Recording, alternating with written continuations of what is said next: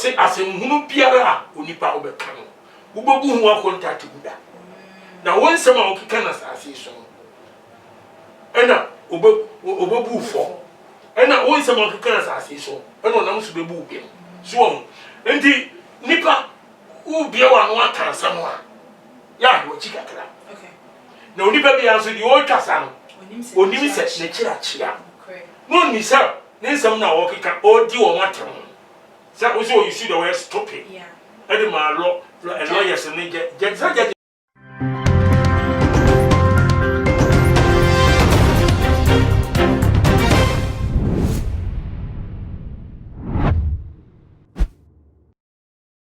Mama Obibia Akwaba ede eba too much GHS so Ghana wahala dwumedie na ebre aso se yede ebebesom ahwefo eni etifo ekes kapa eni midi na ene dey ye ensam a wono bo Kennedy Japan ekokko kan ye edefa ye judges ehu ene ama ene ye maame Professor Jane Opoku Agema wono so ababonti agese wono so edini nsembi ababetu edwa na ye yam papa wono bo Kennedy o make some yes serious statement bi editia ajaje for ansem no say na eko ede efa say you are a stupid judge. I will face you. I am not announced to take bribe from you. I will deal with you. Ni nyina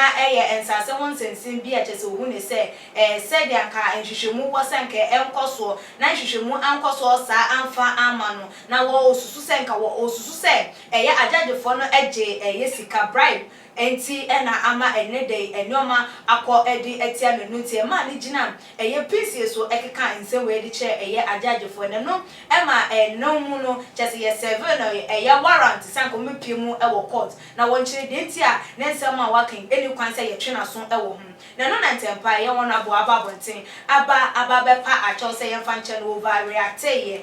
bufuo ene ma ne kansa ense we nyinenti obi bia ehu ne mobo no mfa ne phone so enche no won nsema wakan ye ehunti wopa ajajefo ene court nyina acho sansa wonim se waka de tia judge ni waka de tia lawyer ne ebiemu court no as a whole into the chopper betu dwane no ena ye maame Professor Nana Jane Opoku Agema de wono the chopper no 1G entu mu a wo de reference aba betu edwana ebusuafo ensem no emuchemu wo mi twam me ba me de beba abesom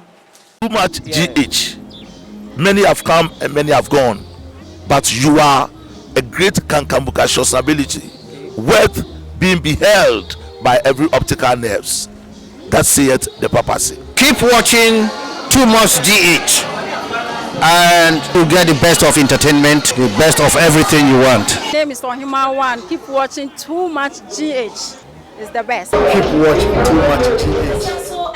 Akwaba ebiemu na ebusuafo ye maame Professor Nana Jane Opoku Agema nsem odi etu edwan maame kenkan emfa emomose. The law in 2016 dealt with the Montier 3 when they committed the same offense until former President John Dramani Mahama granted them clemency. I think we should make sure we deal with them, because if another person does the same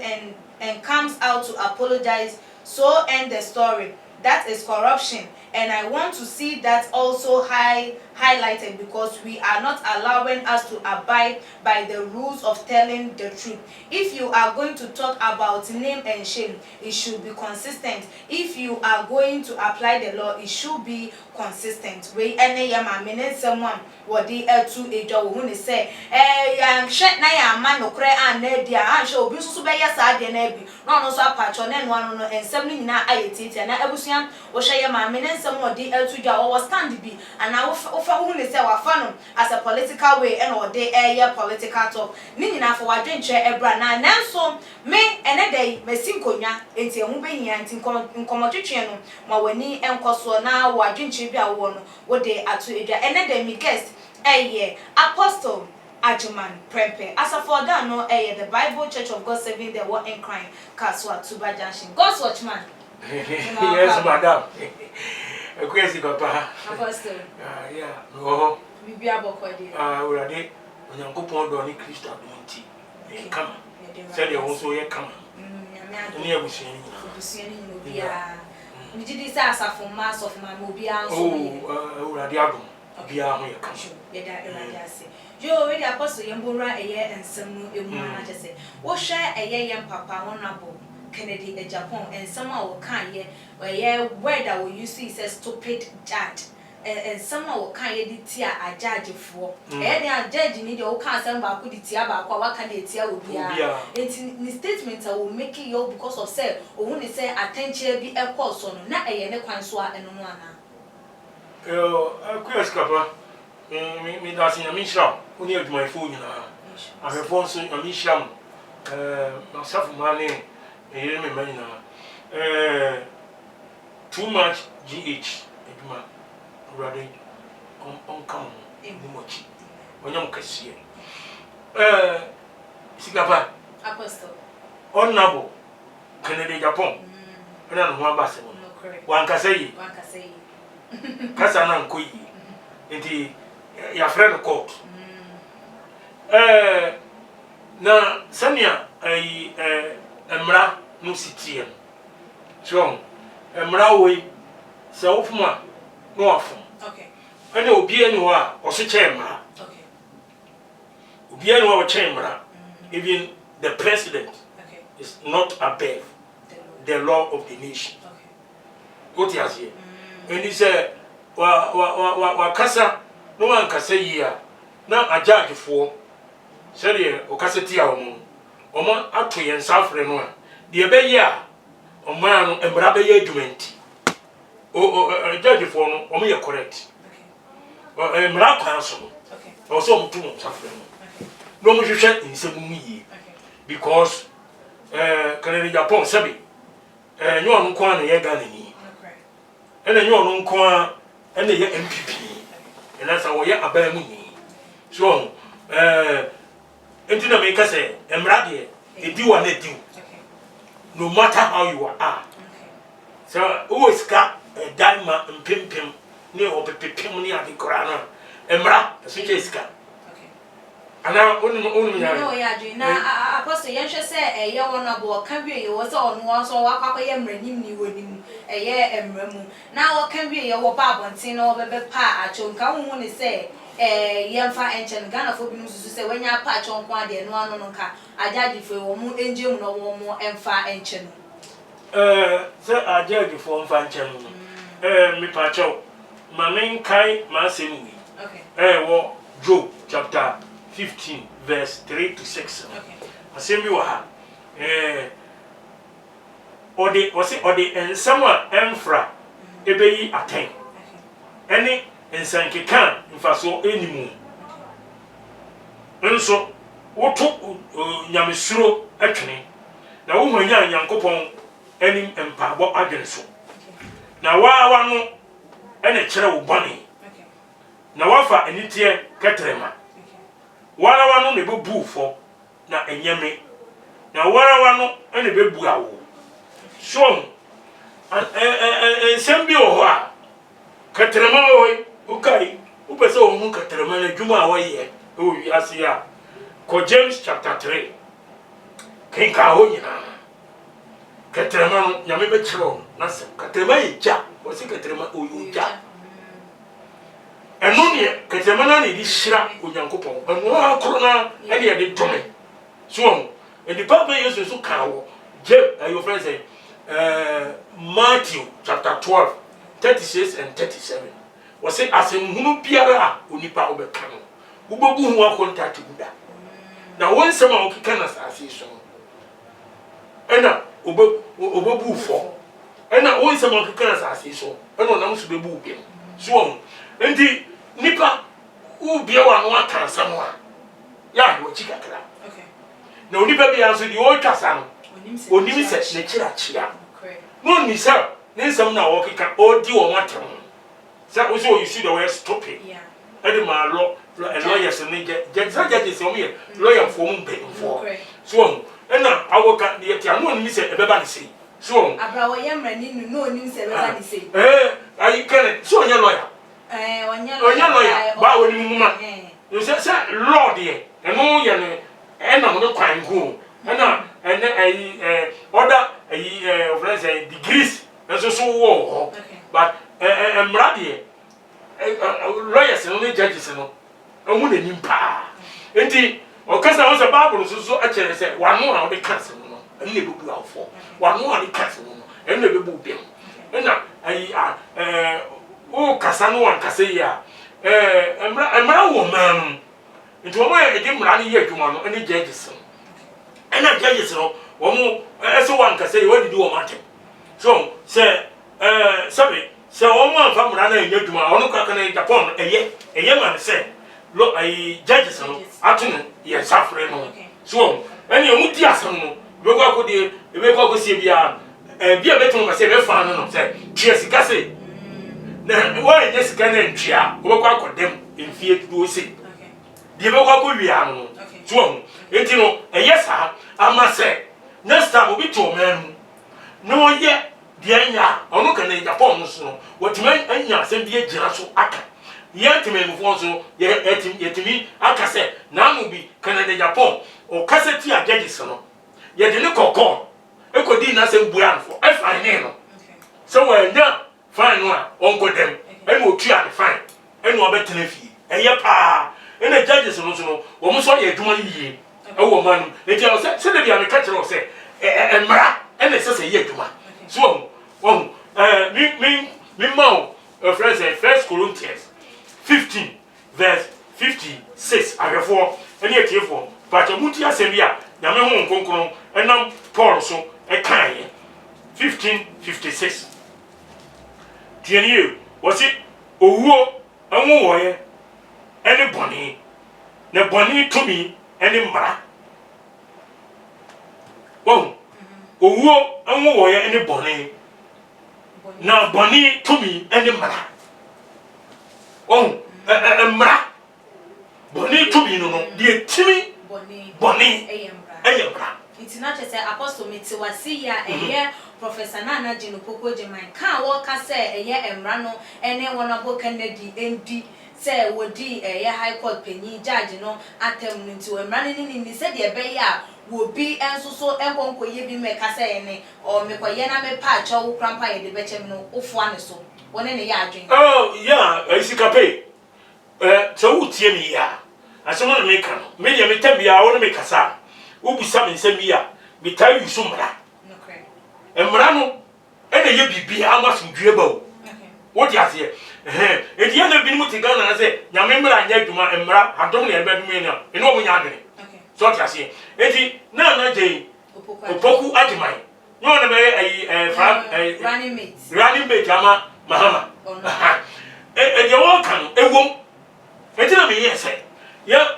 se judges na to nzafo na emra kwa ne mfa no faso so ye ne faso a de be kwa ko bia ani se ye be fan no otomra ye fan no ena wanya okwa akodem on we wonkum nipa onwi ade onye ade bia ayi bet kasa ena nkoyi wo kan ayi Acts chapter 23 verse 1 to 5 Paul Yankopon so mafo Paul wo ye adwuma no empanifo ne asodafo o ma no empanifo ne asofo empanifo no mo kire no ko badwum na no mo tutuna no eni Paul kan se obi ka che ayi benfo ba ko kan se mo Paul asum wo ye sofo pani so o ka che so ni ba ko se wo mo na sum ena Paul so je no se hwe wo ka che se ye mo asum wo bu mu aso ko ka che se ye mu na so bo ni Yankopon e bo wo ena ba ko ka tsi afo ba ko ka se wonu se Yankopon so fopani ena wo ka se ti anu on wadi na fi na nu ba no na ka enye nse da nya ti atamidie kwasea aboa ne ade na asam ne nye nti ena Paul se minimi so ye so fopani ne Yankopon tro se enka wo ma mpani ho asam bone so ti ase enti kasa wi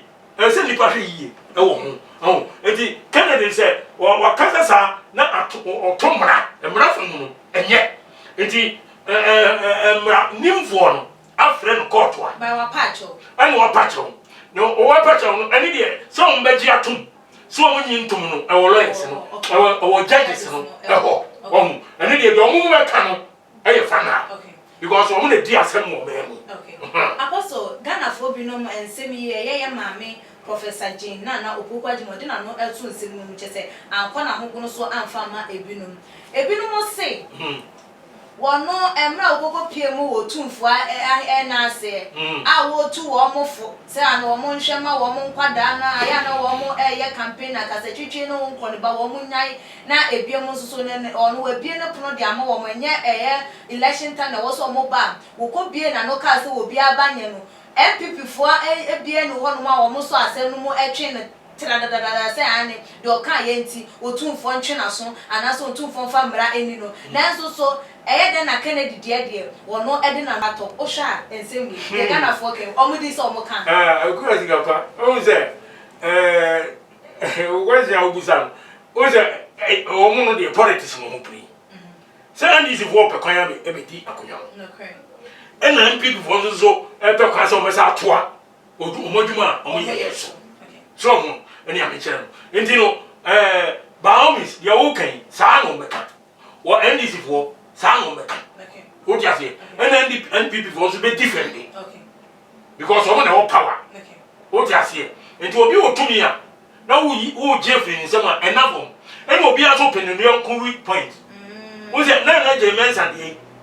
e course wo kuma si asante ni de no NDC fo wan kase yo ana no boa no correct ena Kennedy Japan de no so de o mo se o ayi wa ya de wan kasa yi emrani ni anya sa na de anya sa magunu no be hwe na sua no o be fina kasa tie nkrofo ni ha mo se obi e pere yonko weak points no gina so de ayi campaign okay no timati edi nkunim so it is say o manya NPP weak point ba ko because Kennedy Japan o di NPP mo akotele pa so ti ase o yes 20 member ya anya sam kotwa e do me so ya na je se o nyi de wiki no so me ka to se me u si e boboro a ne se goalkeeper ni san difa we say wo pira premier ye no operation na bobo mo na aya ni ya de e ba e combat e mu ya ni ya kra e no no so e best keeper o team no e ni e de na to match na opponent ne boboro na o pesa wo she go a ball ba o de ba be nku a ha ye strong e di ba bia ho ya ni ya no e na be ta say de bia the ball be fa ho e di wo tuma ya ni ya won timi nche ball na wa she go e ni sa bi na MPP ene NDC fo so ye de e gu so aye ye no e di Kennedy Japan no wo no aba out abeka so pa chaw wa pa oman judges ni nyina chaw ene oman ni chaw no de o mu se judges ni se ye de ye tie o we dey say ka be ya maybe from there nka judges no evanchen so there asante hin so na je men sa de ba ye no se ya kan no so dia che na asante hin no wa ye bibi de bo anya ni hwe ana me bo no correct enti se sa dia judges no so o de on mo hwe from na omo hwe na omo so betumi a me de me from there evanchen Kennedy Japan na no so ano omo de chani wi a on so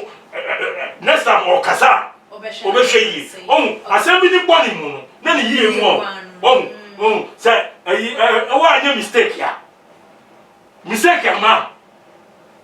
papa ma no correct this say the mechanical you kasa no oni mi se na chi achia apostle ye de enkomodidi no eba eye na wie ya enesa na me pese mi hu se wo position bi se ana se wo gina pen bi a na se wutimi kasama enkrofo tie wutimi ka wo boso se wutimi etiatia enkrofo wutimi ye bibia guarantee wo se wutimi di atemu ana atemi di say em fan say bia ye mampanyi enam so wo position a wo di obi a eso ana say bia wo bia adwuma na wafa enkrofo ewo mu na wo enkrofo hye wase because of say we ye panyi nti say nyoma ko bibi ana say bibi ni na ankoye anfa amawa should you use abusive words to your opponent and I say like obeka and someone I say in a form of edidatem dia kire ye dia wo hye wase ana say dia wo ne say dia wo ye no wanye ni ye anfa ambo no yes wo be di atem Proverbs 18:23 wose kwasia ano ema ntokwaba na nanu frefre asotro So akuya ewiase a yetie no onipa obi o a oya ade bi na nya utumi edi na tem wo ho Okay. akora na utumi kasenti apania na se undi na tem e pani de bi a oya ade nya mo se ade a oya wagimi obi o so be ka say hey don't be stupid woje obi ka say don't be stupid anu ye nya tem didie Okay. obeso a kire o say hwe ne wa anya kwasea na wa agimi won eno bo so to ja do ye kwasea bia wo ye wa ne wa de no wi so wa de so enti atamdidie no e depend issue na on and say eh yes ye di atemba ye hwe issue na ansa na ye di atem sa na wo pese wo make we unza political talk ho o mo de mo no o mo di ho atam ne ade a mo ka nya no o mo wia o ma ko hye hotel mo ko twadua ne mo tenase no mo didi no mo no mo nza no nko ye tese sa ba ye kan ye yankasa ye mu ye ni pemu no atam didi ho wutumi di obi atam wo bra enam mra kwan so se e bia wadamfo bi woni chen so o ga se o ade bia wo koye enye o se ade na di san kwase ase okay ade wo ya boa so ba wutumi nkan na form se obi ade wo ye nenye anase se nkan e no sanke nka twa eto aba who use that word e bia aboa kwasea e dey attach to it no won ne se eno no enye won ne se Proverbs 12:1 o se pas I go friend say mami kan cho na enye emibo ipacho me chere wa dey wo se ojimi fo kwan etene na ni so okay ne di otie futuo no e yo nyansafo na atene verse 1 atene so ema akwana na se onipa ohunu nyansa okay so me mami kan yi enchere atiefo e wo Bible mu Proverbs 12 verse 1 wo se de odo atene do ni die na de o tan anim kan no wo ya aboa okay wo se Bible kwa di bade